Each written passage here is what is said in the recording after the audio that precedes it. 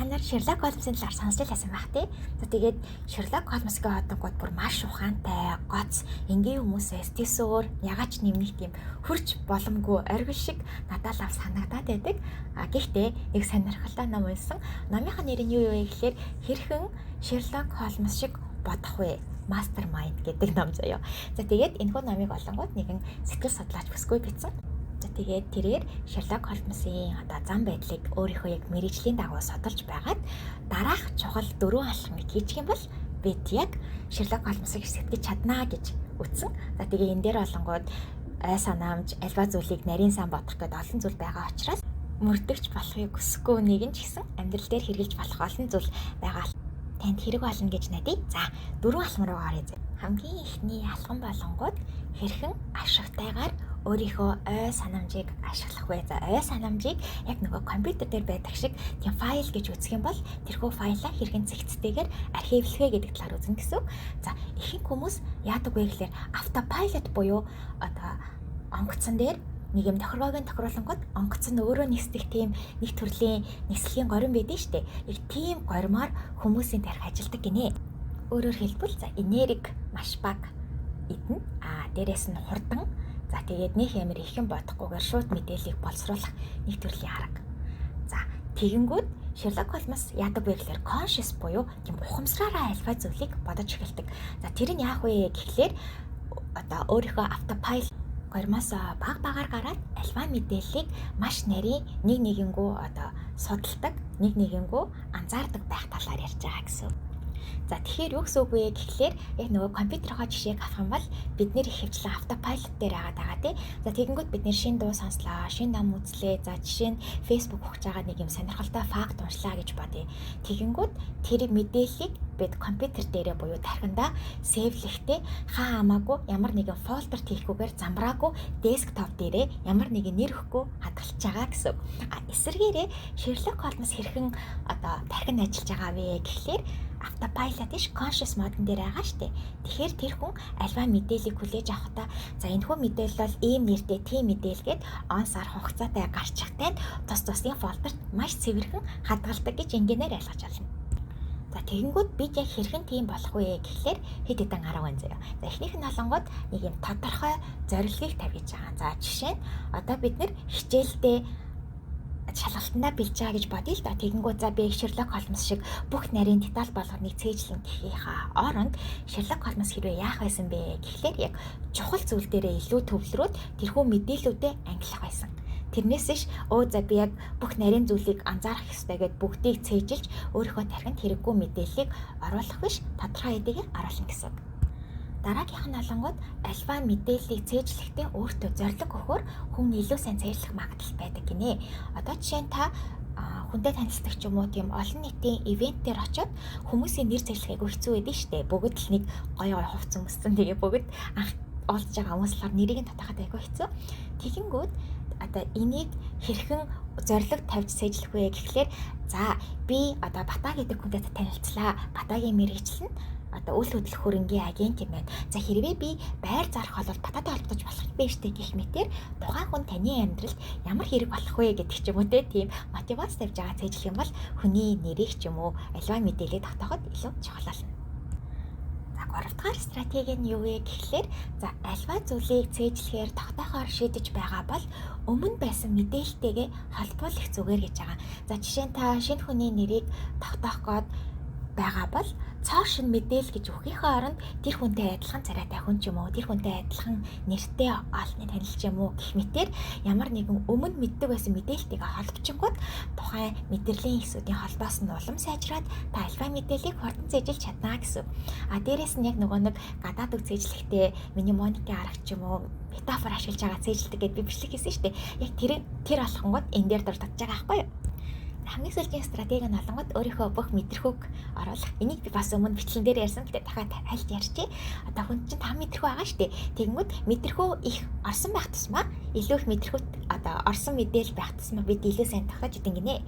Тэгэхээр ингээд альва нэг хоолны жарыг цээжлэх гэж зовж байгаа зовоод байгаа бол хоолны жарын алхам бүрийг дотроо маш сайн төсөөлөөд одоо чинь өндгөө 2 өндөг хийгээд гурилтайгаа зураарэ гэх юм ба тэр өндөгний үнрийг өндөг хагалж байгаа тэгвэл чимээ гэдгийг ч юм уу бүгднгийн дотроо төсөөлөөд бодох юм бол илүү сайн цэглэгдэнэ гэсэн.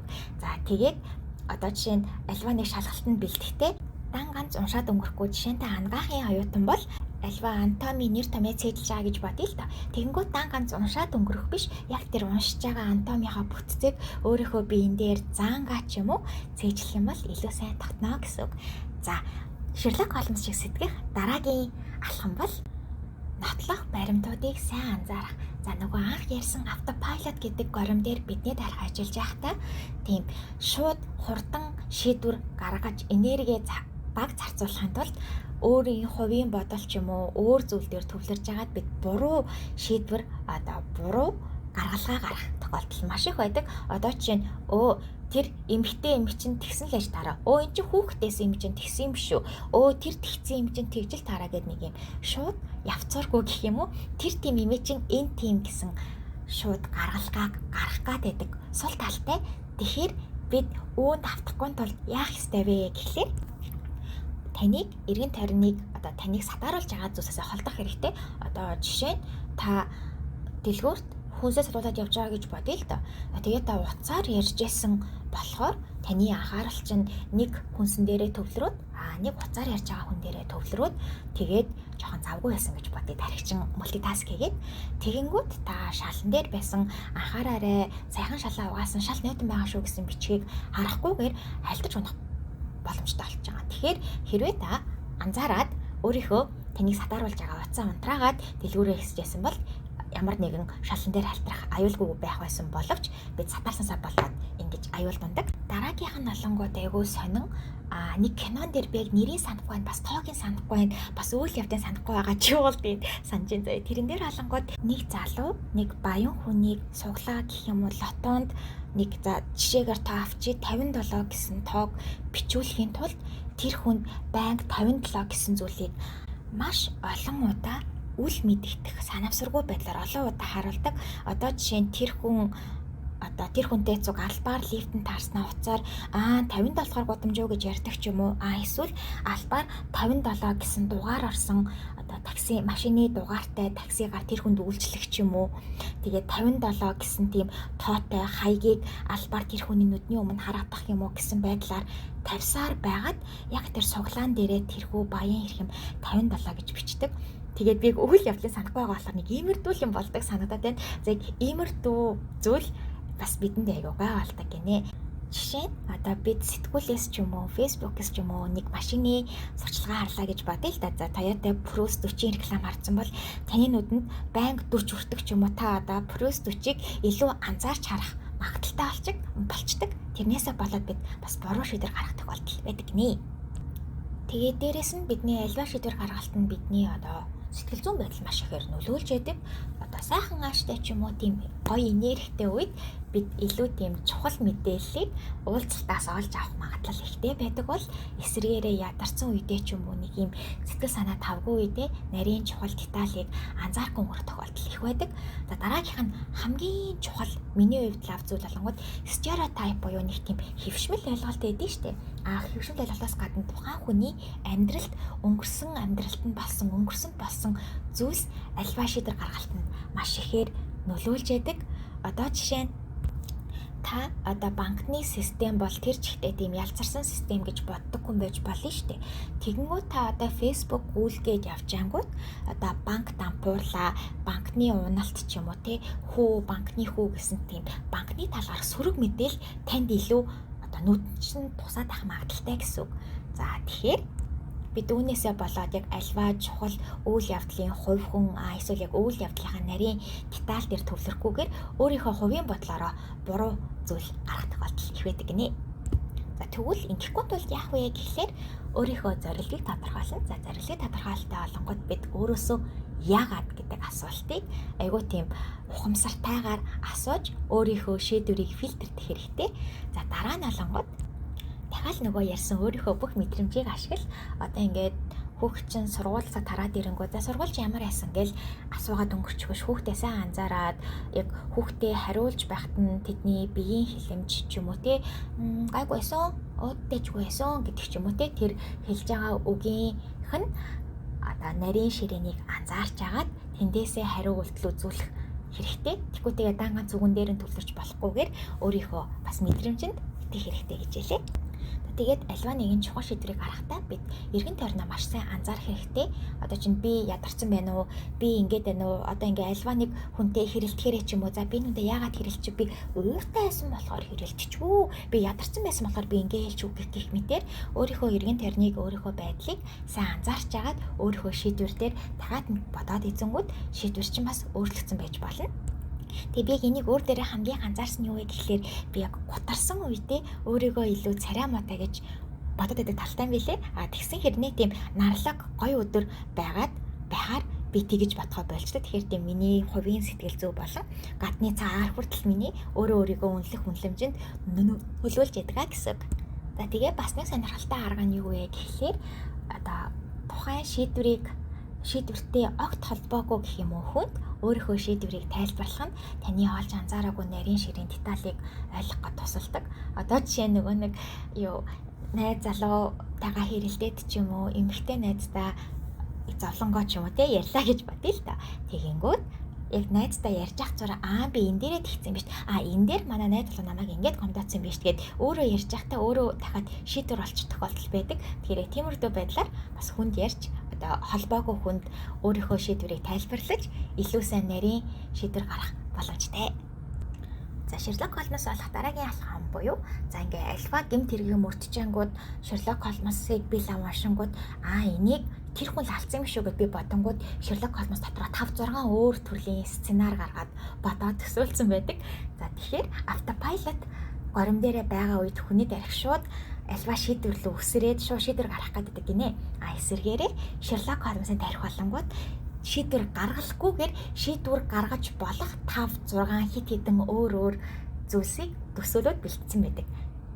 За тэгээ бид альва шийдвэр гаргах гэдэг нэг юм 3 зүйл бидэнд аягүй гай болж яадаг. За эхнийх нь болонгууд binary thinking буюу альва зүйлийг бид яг хоёрхон хариулттай юм шиг сэтгээд байдаг. Одоо жишээ нь ажилчин амар хэцүү. Та одоо ажил дээр нэг л амар гонхтой ажилтаа сэтгэл хангалуун биш байгаа гэж бодъё л доо.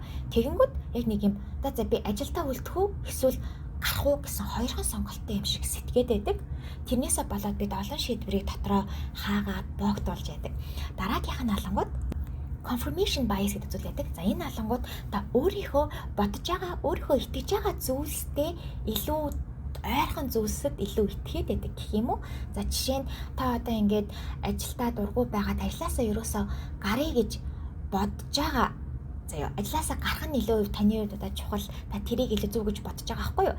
Тэгэнгүүт одоо танаа найзын зөвгөсөн үгүй чи одоо ажилласаа гарчих юм бол юу штэ одоо чин цаг үе хэцүү ажиллахад хэцүү болсон штэ гэх мэтээр хэлсэн эсрэг зөвлөгөөг та таахаа болоод илүү ихээр ажилласаа гарах нь ямар үр дүнтэй вэ гэдэг ч юм уу мэдээ унших гэдэг талтай гэсэн.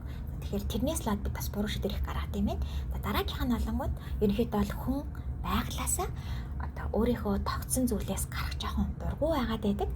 Одоо тогтсон өдөрт бодтосоо ч гэсэн хагацад хэцүү байгаад байдаг. Тэгэхээр хэдий та одоо ажилласаа гармаар байгаа ч гэсэн одоо ингээд уул нь ажилласаа гараад ажилгүй болохгүйгээр цагийн ажил хийдэг ч юм уу тий. Эсвэл нөгөө нэг фрилансер хийх ч юм уу гэсэн боломжуудыг орхигдуулаад гүүгүй нэг бол ажилдаа л байх хэвээр нэг бол ажиллахгүй байх хэвээр гэсэн зүйл рүү илүү хандах гад байдаг зүйл бидэнд гаалж идэв юм байна. За тэгээд та юм чухал шийдвэр гаргах гад зовж байгаа бол хит хитэн аргыг зөвлөсөн байлээ. За энэ дээр олонгууд таныг ямар нэгэн байдлаар бүрэн хавтуулах ямар нэгэн зүйл хийх. За жишээ нь эвлүүлдэг тоглоом пазл гэдэг шүү дээ. Тэрийг эвлүүлж байгаа үед хүний тарих бол тэр чигээр тэрэндээ төвлөрч яадаг. За тэгээд төвлөрж явах зураа маш одоо далдуур гэх юм уу давхар таны одоо санаад бодоод олохгүй байсан шийдвэрийг тухайн үед орж ирэх магадaltaй. Эсвэл та орчингоос солиод үзэх юм бол арай жоохон шинэ ойлголт, шинэ үнцэг гарч ирж магадгүй. Бас нэг зүйл нь олонгууд бид шинэ зүйлд илүү нээлттэй байх хэрэгтэй гэж хэлээ.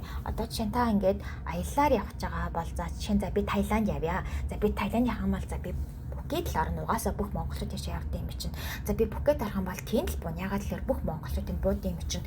Тэгэхгүйгээр ер нь өөр ямар буудал байдیں۔ Өөр заавал Пхукет гэхгүйгээр өөр Таиландын ямар гоё хот байдیں۔ Та илүү гоё аяллыг өөртөө бүтээх боломжтой болж байгаа байхгүй юу? Тэгэхээр альва зүйл жоохон нээлттэй хандаад дархаа жоохон сэргээхэд таны энэхүү асуудал нэлээд байг болно. За хамгийн сүүлийн алхам болонгууд логикийн харуулгаа гаргах. За автопайлот горимн дээрээ байгаа үед бидний тарих хөвчлэн одоо яг логик дээр үндэслэхээсээ илүүтэйгээр зүүн совин гэх юм уу? Одоо зүүн бэлэгтэй найдаа шийдвэр гаргах тохиолдол маш их байдаг. Тэгээ ягаад ч юм зөв санагдаа шийдвэр гаргах тохиолдол байдгийн нэг жишээ гэх юм бол та одоо байр авах гээд хайж байгаа гэж бодъё л доо. Тэгэнгүүт та яг за ажилдаа ч юм орхон ч юм уу те эсвэл үнд нь арай гайгүй ч юм уу зээл гарах магадлал нь их гэдэг зүйлсийг тооцохгүйгээр хөөе манай баг одоо намайг баг байхад манай гэрийн байсан байртай ямар адилхан юм бэ гэсэн тийм зүйлдээ илүү найдаад буруу шийдвэр гаргаж магадaltaй гэсэн. За тэгэхээр бид ингэхгүй тулд яах ёстой вэ гэхлээр жинлүүр шиг байх ёстой. Та альва мэдээллийг альва шийдвэр гаргахдаа яг жин шиг сайн уу муу юу гэсэн хоёр талын бүгдийг гаргаж агаад жилж үзэх хэрэгтэй. За дараагийн арга болонгууд нэг юм логикийн дарааллыг олж үзэх хэрэгтэй. За та одоо маркетингийн компанид ажилладаг маркетингийн менежер гэж бодъё л доо. За тэгэнгүүт таны явуулсан одоо маркетингийн том аян нэлээд жоохон муу болоод фейлчлээ гэж бодъё. Тэгэнгүүт энд фейлдчлээ яачваа гэж бодохын оронд за бүр анханасаа энийг хийхээс өмнө анхны маркетингийн судалгаа зүг байсан уу буруу байсан уу гэдгээ логикоор бодно. За зүг байсан бол дараагийн алхам руу гаръя. За тэгвэл дараагийн бидний нөгөө хүсээд байсан хүрх гээд байсан хүмүүс маань яг зөв хүмүүс байсан тэрнийхээ судалгаа зөв үзнэ үү гэдэг дээрээ дахиад логикийн дүгнэлт гэнэ. Гэх мэтэр хийсэн үйлдэлийнхаа дараа л бүрээр логикийн зөв буруу гэдгийг дийслэнгүүд та илүү логиктойгоор альва асуудлынхаа үнэн зөвийг олж чадна гэсэн. За тэгээд яг ийм байдлаар автопайлот гормосоо багаар холдоод аль алах ухамсартайгаар тархаа сэтгээд эхлэнгүүд бидний амьдрал илүү энгийн амар хэлбэр болох боломжтой байх нэ.